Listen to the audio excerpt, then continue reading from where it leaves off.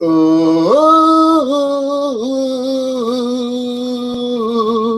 ooh,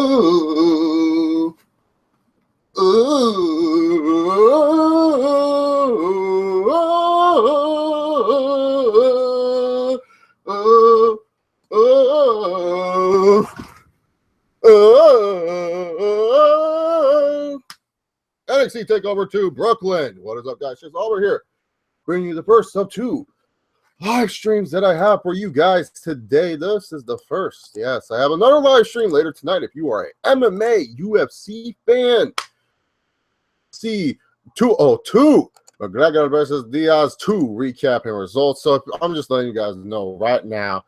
Y'all see my face kind of go like, oh, during this review, or I'm just making weird faces in general. I have the fights on right now too. So I have the UFC fights. Obviously, you can't hear them because they're on mute and everything like that. None of the major fights are going on right now, but I have the fights. So I'm just saying right now, if y'all hear those weird noises and stuff, and you all see me make weird faces, just know it's probably me reacting to the fights and everything like that. Highly doubt for this one because other YouTubers better than me are doing these reviews as well. But hopefully we get some friends and we can talk some WWE TakeOver Brooklyn 2. Now, TakeOver Brooklyn 2, my thoughts on the card overall before the show. I thought that the show was going to be decent at best, just because I felt only like one, maybe two matches would deliver.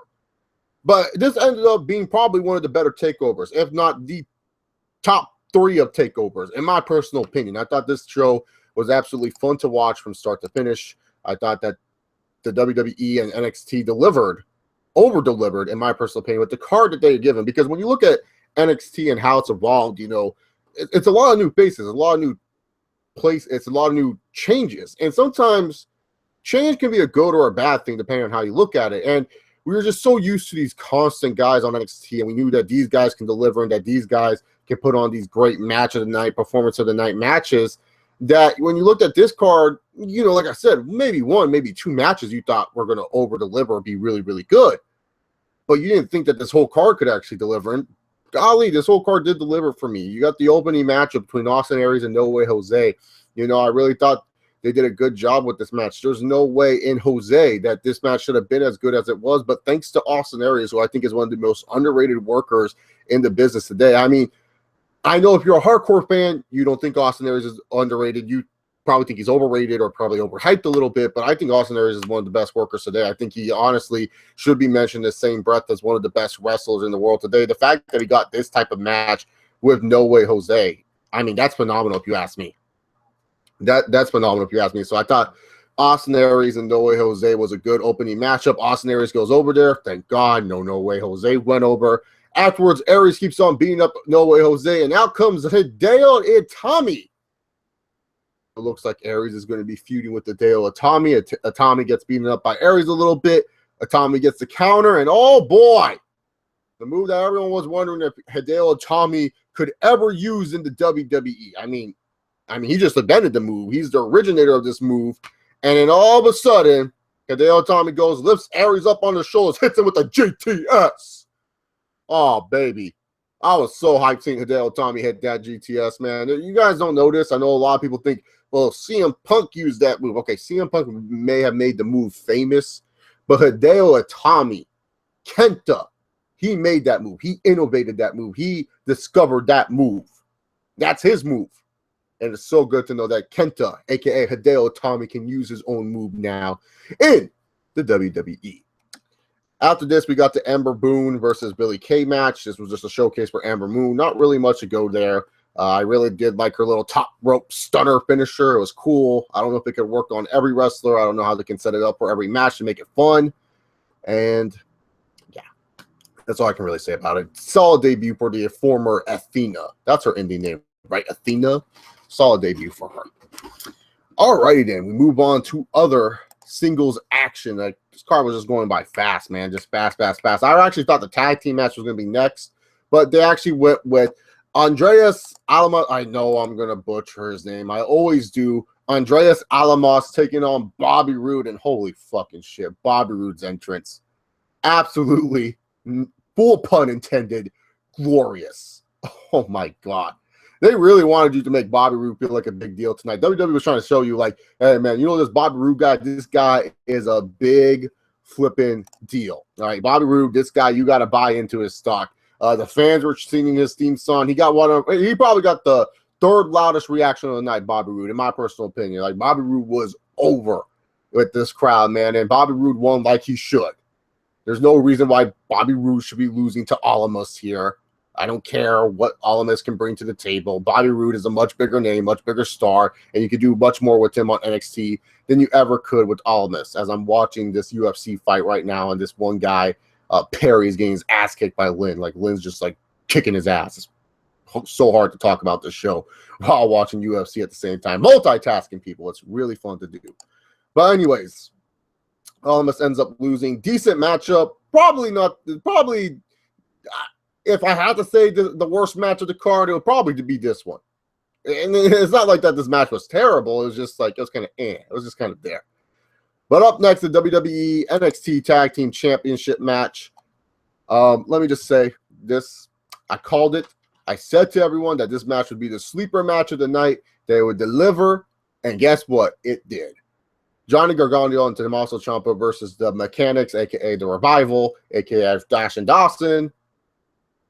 Fun tag team match. Exceeded the expectations that I even put forward. I said that this match was a sleeper match of the night because I felt a lot of people have been sleeping on the Revival. Look, I'm not a big fan of the Revival. I'll be honest here. They just look too vanilla for me. But when it comes down to putting on good to great matches, the Revival are like 3 for 3 on the NXT takeovers. I mean, they've been doing very well this past year when it comes down to good matches. And yeah, you could say it's probably with the talent that they're working with, but for the Revival to do the things that they do a good job. I love how they cut off the ring. I love how they take control. I love their quick tags. I feel the Revival do such a good job in these tag team matches. I honestly think they're probably one of the most fundamentally sound tag teams in all of the WWE.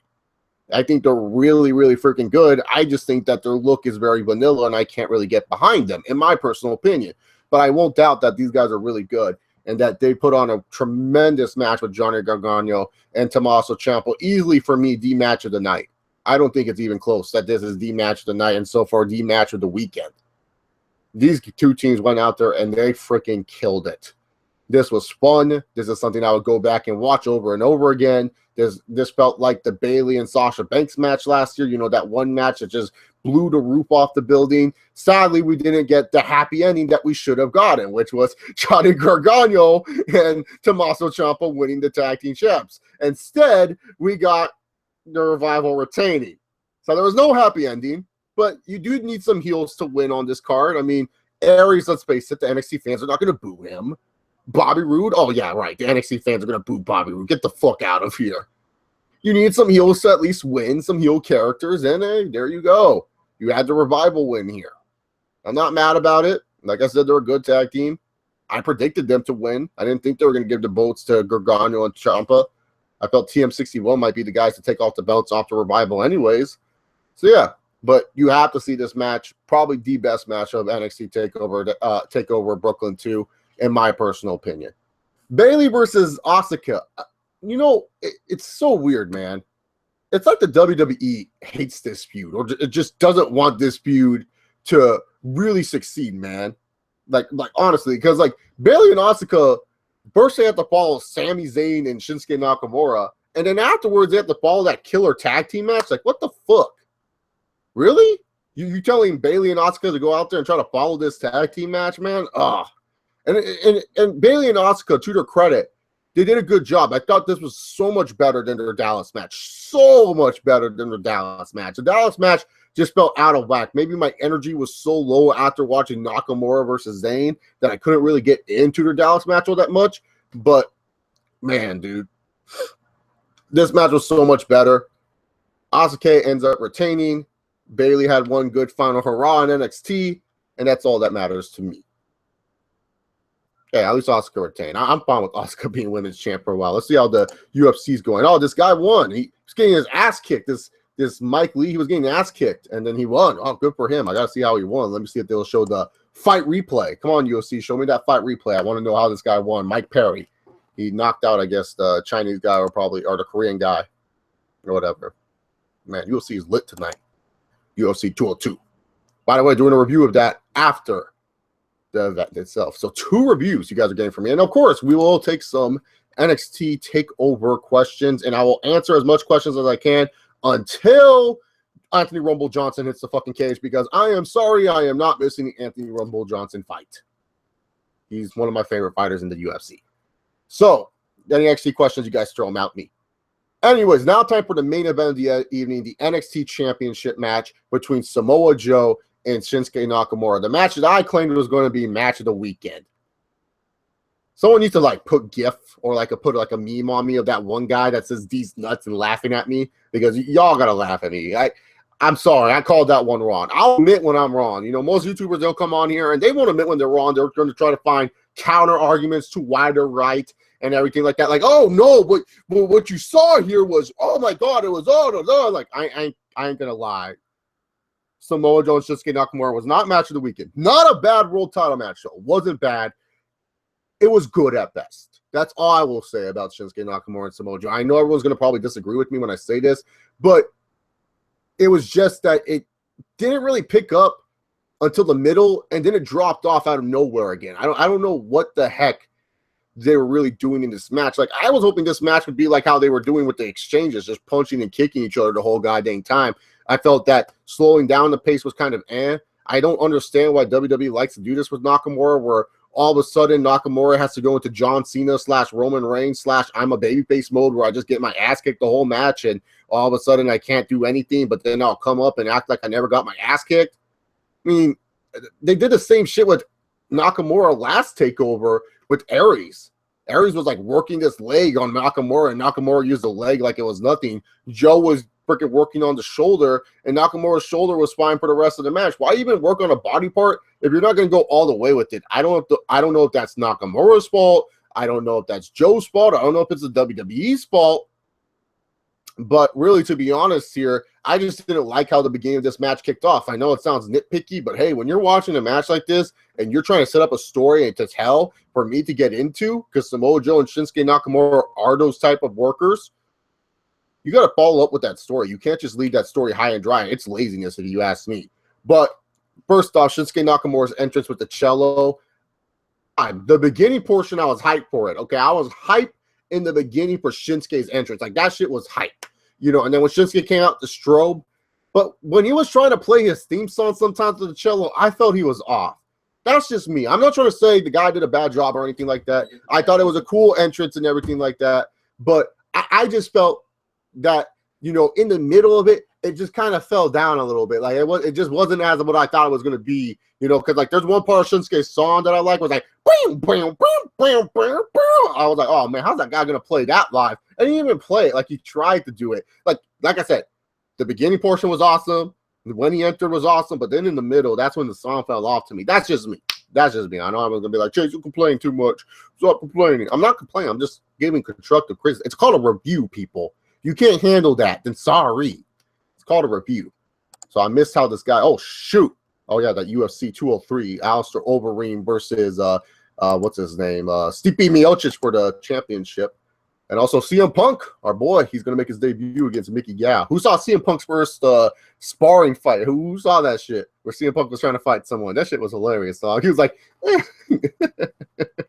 fucking hilarious. But overall, Nakamura and Joe was a good match. Nakamura won after Samoa Joe tries to go for a muscle buster. The second is fourth attempt at the muscle buster, but going for a second muscle buster on Samoa Joe. But Joe loses his balance. He hits a Kinshasa. Joe kicks out of that one. Nakamura goes, hits the knee to the back, and then all of a sudden Joe falls down. Another Kinshasa. 1, 2, 3. Nakamura is NXT champion. Good decision by the WWE. I mean, strike while the iron's hot, man. Like, Shinsuke Nakamura is fire right now. You can't just be dicking around with this guy. Strike while the iron's hot. Just give him the championship. Let the fans be happy. See what you can do with Nakamura as NXT champion. Not to say Joe's a bad NXT champion by any means. It's just that Nakamura is hot while Joe is kind of like, you know, Joe will always be hot. Like, Joe will always have his fanfare and everything like that. But Nakamura, he's just on a whole nother level of hotness compared to Samoa Joe. And I'm talking about with the crowd reaction, not on looks, people. Get it straight. Don't get it twisted now. Anyways, Draven G says, I was getting worried that Ciampa was going to turn. Nah, Tommaso Ciampa. Yeah, maybe at the end a little bit because he was like hugging Johnny. Because, like, you know, it's a heel tag team turn when someone's hugging their partner too much. Like, hey, it's okay, man. It's okay. You know someone's turning heel because once they hug him too much, man, you're like, oh, man, some shit's about to go down. And he did have kind of like that perplexed look on his face. So I can see what you were saying there.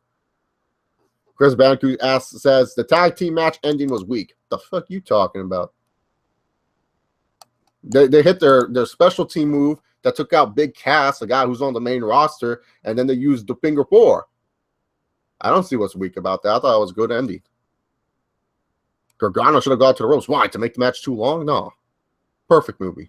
Red Bull says, UFC 202 has been good so far. Yeah, I can tell. I'm watching it. You guys don't believe me, but I am watching it as we're doing this. So, like, here's proof that I'm fucking watching UFC 202, okay? So here's my stream of UFC 202 right now. Right here. So I'm watching UFC 202 while looking at your guys' chat feed. So I'm doing it all. I'm fucking committed right now. Commitment. Draven G says they need to pull back on the strobe lights a little bit. Yeah, they do. Yeah, they do. Those strobe lights were a little bit too much for me too. Nakamura and Joe going after each other before the bell rang. The little things got me hype. Yeah, but then they didn't continue on that. You know, they went after each other, and then they were starting to hold and do wrestled on each other. That makes no sense. That's stupid. Draven G says, after getting his rematch out of the way, who do you see being Nakamura's first opponent? Most likely Rude. I say Rude because they've been kind of building up Bobby Roode, too. Bobby Roode just beat CN. So I would say that Bobby Roode's going to do good. Why not Bobby Roode?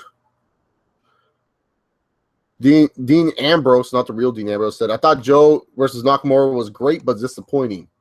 In what way? I mean, if you're calling a match great, I don't know how that's disappointing.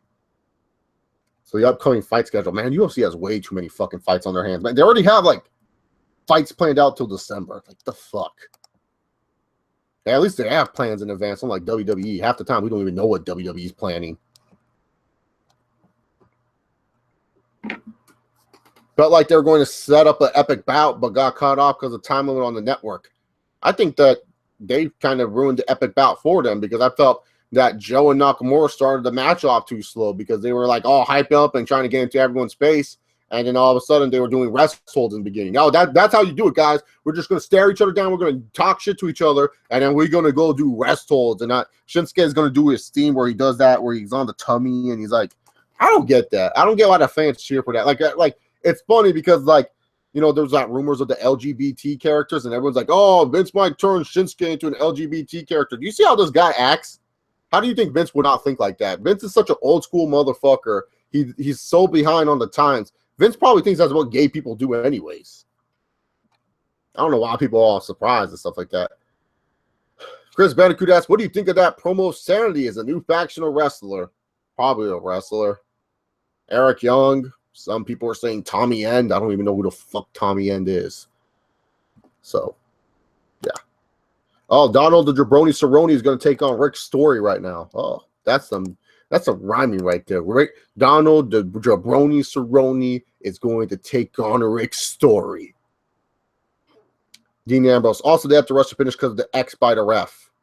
What X? He was throwing up the fake X, man. Samoa Joe's jaw. They're trying to sell the fact that the Shinkatsu hit the jaw of Joe, and Joe wanted to protect the NXT Championship so much that he would kick out to defend it.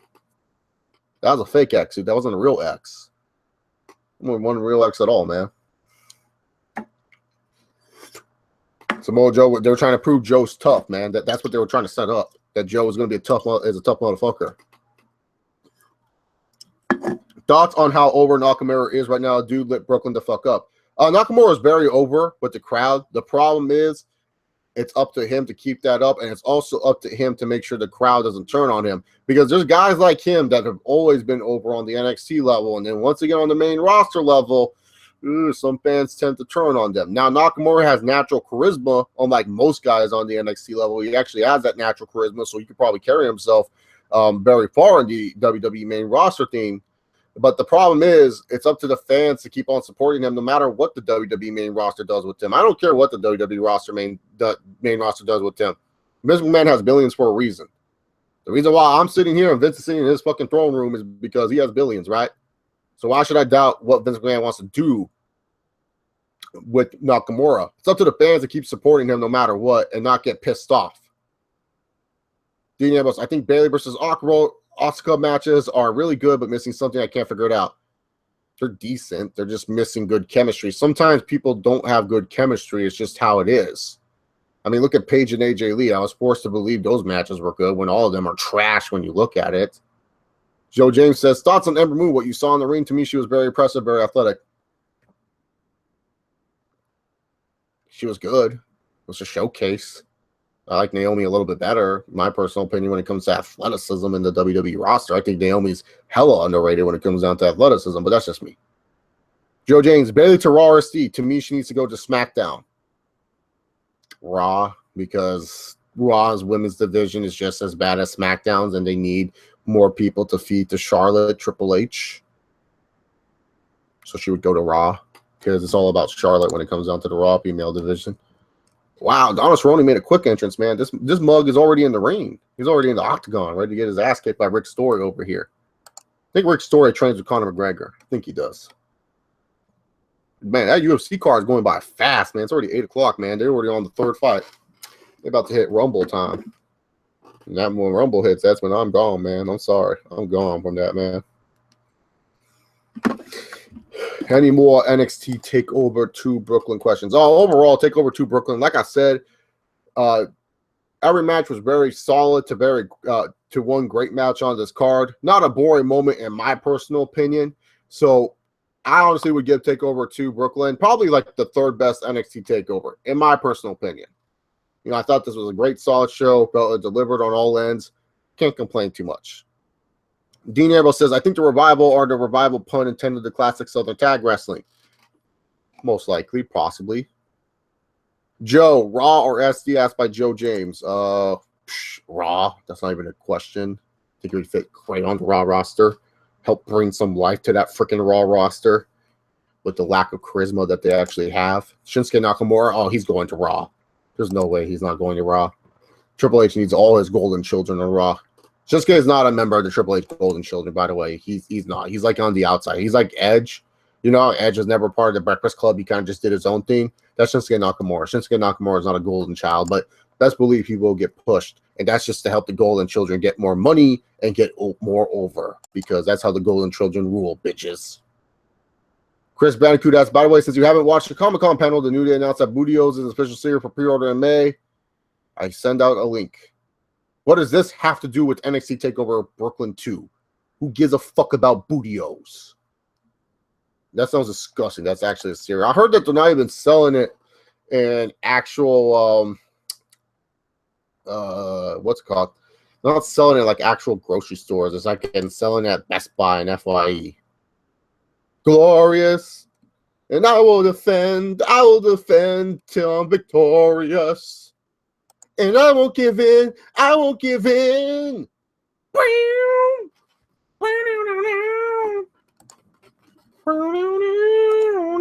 I still like as much as I love Bobby Roode's WWE theme.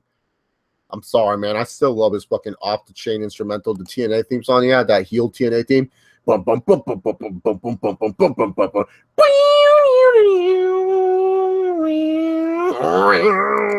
oh, fucking beautiful. Y'all never heard that. It's fine. Joe break his jaw. Yeah, I think he was selling that he broke his jaw. If he actually broke his jaw, fucking Samoa Joe's a tough motherfucker. I would have not kicked that. I've been like, fuck that shit. No, I think Joe's fine, though. If anything, they can push it back to another takeover. I wonder how long Nakamura is going to be champion for. I think Nakamura is going to be champion until WrestleMania weekend, in all honesty. I think they'll keep him for that long until they sign someone. Because I think either Ricochet or Adam Cole is their next big signing, and that's who they're going to give the belt to, whichever one they sign. I don't think they're going to sign Kenny Omega anytime soon. He's making too much good money on the New Japan circuit for him to really want to leave that place. So I would say Ricochet or Adam Cole, one of the two people to join, because, you know, Adam Cole, he's part of the Bullet Club. He has the Bullet Club cash, but really, to be honest, he's not really a main member of the Bullet Club. Kenny Omega is kind of like the star of that one, and you can't forget about the Young Bucks and everything like that. And when it comes down to Ricochet, I think Ricochet, He would be perfect fit for NXT as a champion. I heard that Jay Lethal's signing to NXT. Oh, God. No, I don't think Kenny Omega is going to come to the WWE in 2017 or the Young Bucks. The Young Bucks are making good enough money where they don't even need to come to WWE right now. Like, the only reason why the Young Bucks would come to the WWE is if they got a shot at the main roster and getting paid as much as they're getting paid on the independents. And I don't think they would pay them that much, especially for a tag team that they would be inconsistent on. Kenny Omega, he would be sent to NXT right away. I think he's a wonderful talent, but yeah. I don't think Kenny Omega coming to NXT anytime soon. I think he's making enough money to survive on the New Japan circuit. It's only when, really, to be honest, what makes people want to come to WWE is just when they're sick and tired of, like, just being in Japan or just traveling too much. Like, traveling in a way where it's like you're always going to this show in the same place. So that's why I say Adam Cole and Ricochet would go. Okada ain't signing to WWE. Are you kidding me? Okada's the number one face of New Japan. There's no way Okada's signing with WWE. Okada signed WWE. That's insane. Shit. They got Okada, man. Oh, man. They just want Tanahashi away from saying good night to New Japan. Everyone will shut up about New Japan. They have to, like, rely on Naito to carry that company. Yeah, Naito. He's our new guy. Cerrone just got taken down. Oh, you got a triangle. Wow, Rick Story getting into a triangle. Oh, never mind. He's doing a good defense on it. Look at me break it down to you. Oh, triangle. Wow. Oh, no, wait. Almost a triangle. He just needs to put that one leg over, and then he'll be in the... I think he's got it in. Oh, no, Rick Story got out. Good for him. Crazy UFC fight. Radar Superstar asks, you watch WCW? Yes, but we're here to talk about NXT. Guys, WWE should sign besides Cole and Ricochet. Right now, I highly doubt Pentagon Jr. is going to leave Mexico anytime soon. I would like Pentagon Jr. to come because I think he'd be a great luchador for the WWE to have. I hope, I know I'm going to say bigger names, but I do hope Broken Matt Hardy gets signed by WWE as a broken gimmick, and then he does some weird TNA invasion that he's here to end the Meek Man show. I would love that, dude. Broken Matt Hardy is the best character in WWE. It's not even best character in wrestling. It's not even fucking close. Kenny Omega may be one of the best in-ring wrestlers, but he does not look a candle to fucking Matt Hardy. Matt Hardy's fucking entertaining. That's all I give a fuck about. Other guys that I feel like, I'm surprised Brian Cage has not gotten an offer yet. I mean, he's big. You'd think he would get an offer, so maybe him. Mil Morates, or I think that's Judas Macias' name currently. I don't remember. I would like to see him with the company. I think he would do good with the company. But I'm surprised Brian Cage has not gotten a contract yet. I mean, seriously. I mean, how come Brian Cage has not signed yet? The guy's huge. You would think Vince would try to sign this guy in a heartbeat. Guess not. I mean, he would be getting Care Bear's push. You know the push that Care Bear gets on Raw? Oh, that's Brian Cage in a heartbeat. Let's see. I know they're probably going to sign Cedric Alexander. What's his name? I think Ospreay's still a few years away. Ospreay's a few years away of actually doing something with the company. He still needs to work on some shit. Okada, I'd like them to sign Okada, but I highly doubt WWE would sign Okada because he makes so much in New Japan. He's New Japan's face, man. New Japan ain't gonna let that go, you know. They ain't gonna let go of a star like Okada. But dude, Okada comes to WWE, oh shit, dude, it's over. People are always shocked when I say, oh yeah, Okada's one of my favorite wrestlers. Everyone's like, what the fuck, Chase? You like Okada? I thought you only like muscles. I like my muscle wrestlers, but I also do like Okada. It's really good. I think he's the best. Honestly, I think Okada's the best in-ring worker in wrestling today. My personal opinion. Him and Omega are going to put on a great match. Okada's going to bury him, though, of course, because he's my boy. Okada don't put over any what's that gaijin, the white people word? Like you're an outsider. Don't put anything over gaijin in there. You think EC3 to sign with WWE? No, I think Derek Bateman is fine in TNA. I don't think he should sign with WWE. He wouldn't have that cool theme song or anything like that. Oh, no. Are there any guys you guys would like to see the WWE sign? Let me know if I missed any names. I think I said some good names, though. But you guys can't deny Pentagon Jr. in WWE would be fucking sick. Like he would kill the cruiserweight division. Him and the Bushi, if they have matches, oh shit, he's fucking tight. So Cerrone and Rick Story are in the second round. It's pretty intense fight going on here. They're punching each other really hard. Brett Bullet says Brian Cage has been in WWE before. Oh, no shit. What happened? He just never got out of developmental? Did I just miss him or something? Maybe he's matured. Maybe.